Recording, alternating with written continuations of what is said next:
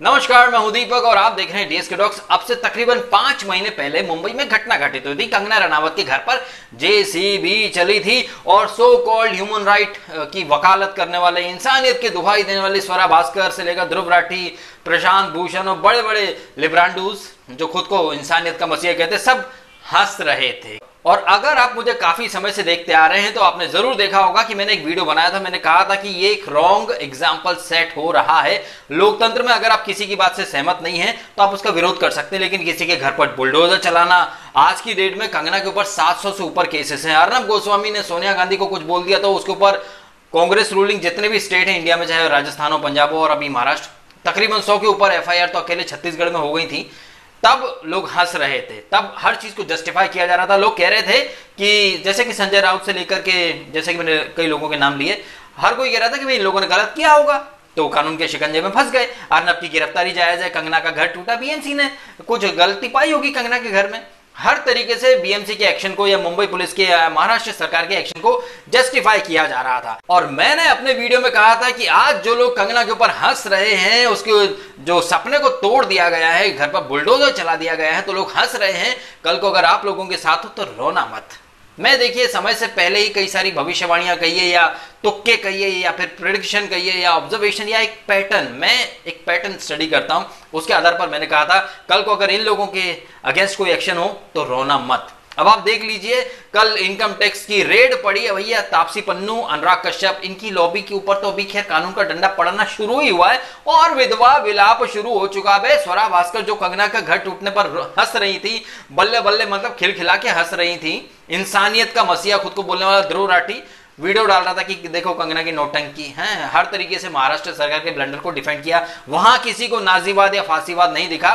लेकिन अगर मोदी को कोई कुछ बोले और उसके खिलाफ अगर कानून का एक्शन हो तो भाई देश में नाजीवाद आ जाता है, फांसीवाद आ जाता है। इस सिचुएशन के ऊपर मैं एक डायलॉग बोलना चाहूंगा फिल्म वक्त का, राजकुमार साहब का, कि जानी जिनके खुद के घर शीशे के हों उन्हें दूसरों के घरों में पत्थर नहीं फेंकना चाहिए।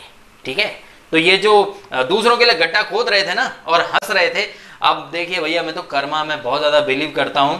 किसी और की परेशानी के ऊपर आप हंसे, अब कानून का डंडा आपके ऊपर है तो हमसे सिंपत्ति की उम्मीद बिल्कुल मत रखिएगा। वैसे ये तो सिर्फ एक ट्रेलर है, पूरी पिक्चर अभी बाकी है मेरे दोस्त। और अब आप देखिए कि कैसे विधवा विलाप होता है। लोग कहेंगे कि देखो मोदी ने ईडी को पीछे लगा दिया, इनकम टैक्स को पीछे लगा दिया, बताओ देश में बोलने की, अभिव्यक्ति की आजादी नहीं है। और रवीश बाबू बोलेंगे बोल कि लब आजाद है तेरे, लेकिन यही रवीश बाबू खिलाफ थे जब अर्नब सुशांत केस में बोलता था या कंगना कुछ बोले। देखिए यहां पर फ्रीडम ऑफ एक्सप्रेशन एक सिलेक्टिव बन चुकी है। कुणाल कामरा देश को तोड़ने की बात करे, मोदी को गाली दे तो वो उसकी फ्रीडम ऑफ स्पीच है।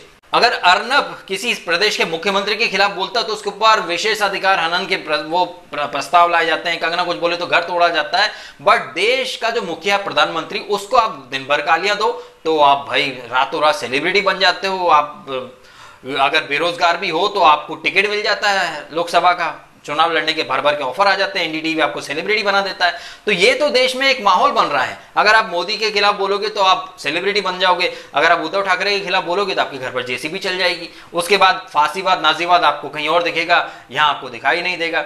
तो ये तो सिर्फ एक शुरुआत है भाई। तापसी हो या अनुराग हो, देखिए अनुराग कश्यप की डिफेंड में स्वरा भास्कर ट्वीट करेंगे, मोर पावर टू यू अनुराग, तापसी तुमको बहुत बहुत बधाइयां, तुम करेज दिखा रहे हो, वॉरियर की तरह डटे हुए। ये वॉरियर है।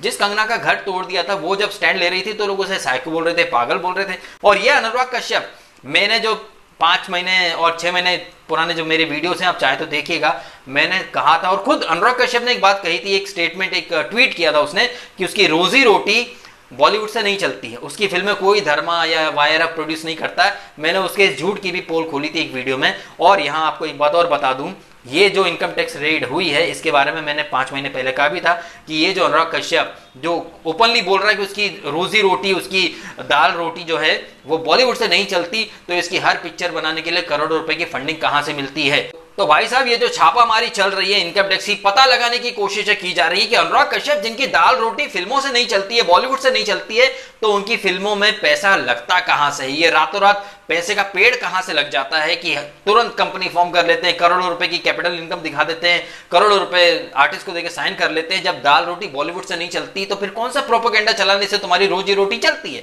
अगर ये जब जानकारी निकाली जा रही है तो गुर्दे चल रहे हैं भैया। है बताओ, सरकार अपने पावर का मिसयूज कर रही है। संजय राउत बोल रहे हैं बीजेपी बदले की कार्रवाई से एक्शन कर रही है, या नवाब मलिक बोलते हैं कि देखो बीजेपी बदले की भावना से कार्रवाई कर रही है। जब ये कंगना का घर तोड़ते हैं तो वो लीगल होता है, ये अर्नब को अरेस्ट करते हैं तो वो भी लीगल होता है। मुंबई में जब बिहार पुलिस आती है इन्वेस्टिगेशन करने सुशांत केस की, उन्हें जीप गाड़ी कुछ नहीं दिया जाता है।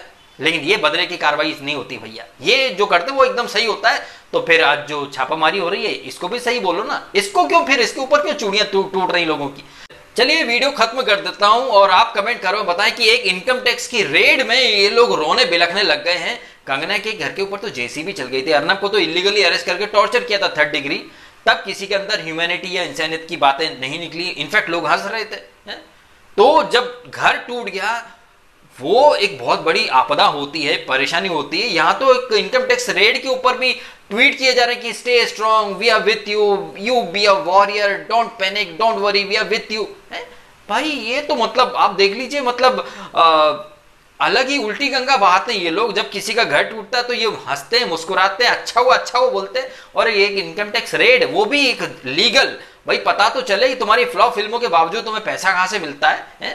अब यहाँ कोई नहीं बोलेगा कि जो भी सरकार कर रही है सही कर रही है। डेफिनेटली कुछ इनपुट मिला होगा इनकी प्रॉपर्टीज के बारे में कि फिल्में फ्लॉप होती हैं, इतनी प्रॉपर्टीज कहां से बना ली, कहां से पैसा आता है। अब ये अगर पता किया जा रहा है, आप देख लीजिए भैया लोगों का दोगलापन। एक तरफ लोग कहते हैं कि सरकार एक्शन नहीं करती है, सरकार क्यों नहीं जांच कर रही है? जब सरकार एक्शन करती है तो यही लोग प्रोटेस्ट करना शुरू कर देते हैं डेथ ऑफ डेमोक्रेसी के नाम पर। भाई डेथ ऑफ डेमोक्रेसी वो थी जब किसी के घर पर जेसीबी चलवा दी गई, वो भी उस इंसान की गैर हाजिरी में, वो थी डेथ ऑफ डेमोक्रेसी। तब तो आप हंस रहे थे।